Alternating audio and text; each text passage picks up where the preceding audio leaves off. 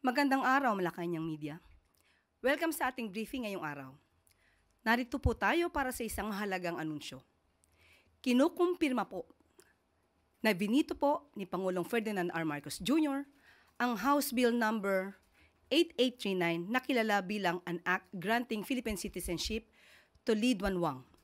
Sa kanyang veto message ay sinabi ng Pangulo, and I quote, "I am unable to blindly ignore the alarming and revealing warnings raised by our relevant national agencies that find the subject grantee's character and influence to be full of ominous and dark consequences, if not of a clear and present danger." End quote.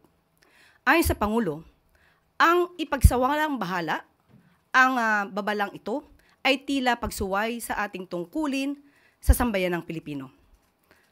Ang Filipino citizenship ay isang pribilehiyo at hindi ipinamimigay ng basta-basta. Hindi rin ito dapat gawing kasangkapan upang pagbigyan ang pagsulong ng mga kaduda-dudang interes. Sinabi rin ng Pangulo na kapag tayo ay nagbigay ng Filipino citizenship, higit pa sa mga legal na karapatan ang ating ibinibigay. Binubuksan natin ang buong karangalan ng ating kasaysayan, ang ating lahi at ang ating pamana. Kaya dapat ang tatanggap nito ay sumasailalim din sa mga adhikain ng ating bayan. Handa na po tayong sumagot sa inyong mga katanungan. First question, Tuesday New, DZBB.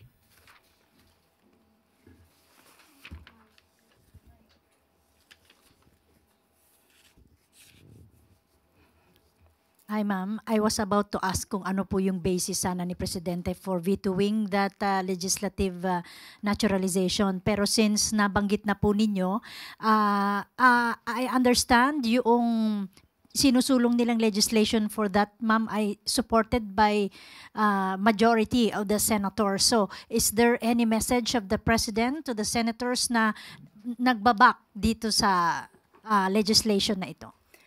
Una-una po na isipaalam ng Pangulo na kung may mga kaduda-duda, interes, at hindi naman po bingi ang ating Pangulo para dinggin at pakinggan kung ano yung kanyang mga nakukuhang mga data or facts about supposed to be grantee.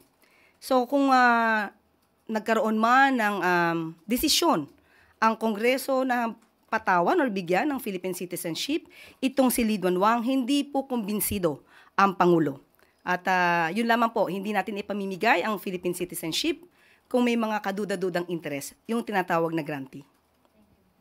Next question, Pia Gutierrez, ABS-CBN. Hi ma'am. Ma'am, there had been speculations about the President's health lately. Kamusta na po ang Pangulo? Kung makikita nyo po, yan naman po ay talagang pinapakalat, siguro para palabasin na ang Pangulo ay hindi maganda ang kalusugan, not in good health.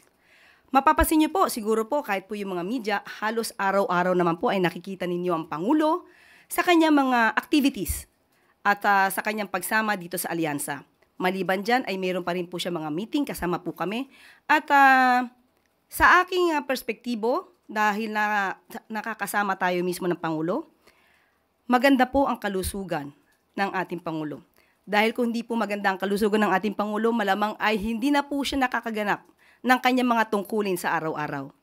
At ang aking pakiusap lamang po sa mga fake news peddlers, huwag niyo pong gawan ng kwento ang Pangulo patungkol sa kanyang kalusugan. Hindi po yan maganda para sa ating bansa. Dapat po ipagdasal pa po natin na maging maganda ang kalusugan ng mga namumuno sa atin. At iwasan po nila na magbigay ng speculation kahit hindi po doktor ay nagpapakadoktor sa social media.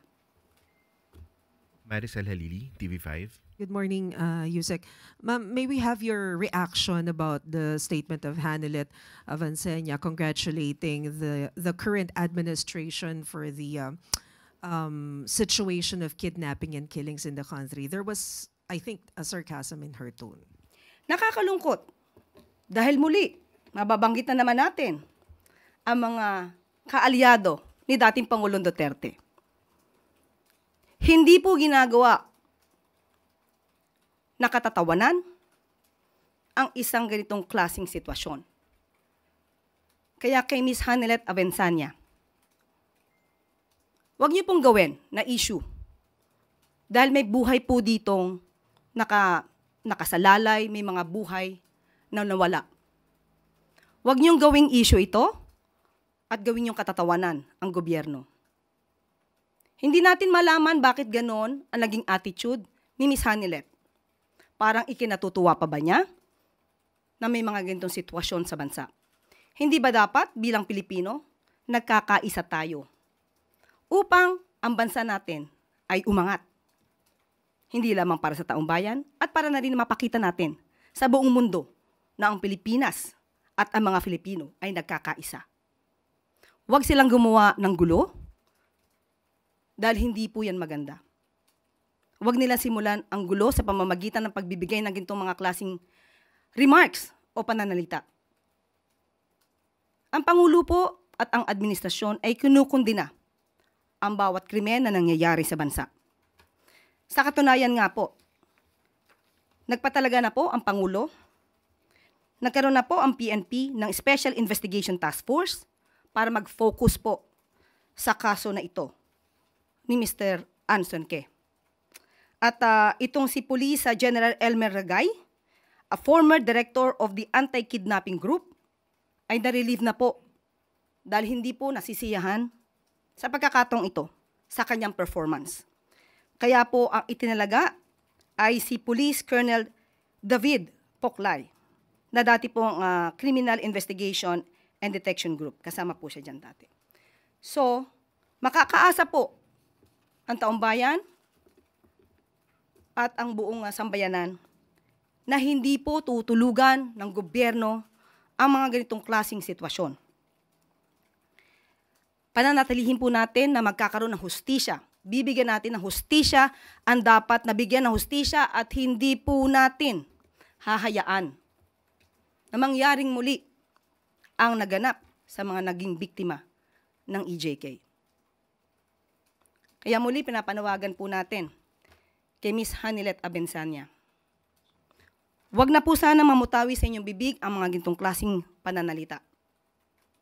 Dahil hindi po rin natin gugustuhin i-congratulate ang dating Pangulong Duterte sa mga nagawa pong EJK. Dahil po buhay po ang pinag-uusapan dito. At dito na po natatapos ang ating briefing sa araw nito. Maraming salamat po para sa Bagong Pilipinas.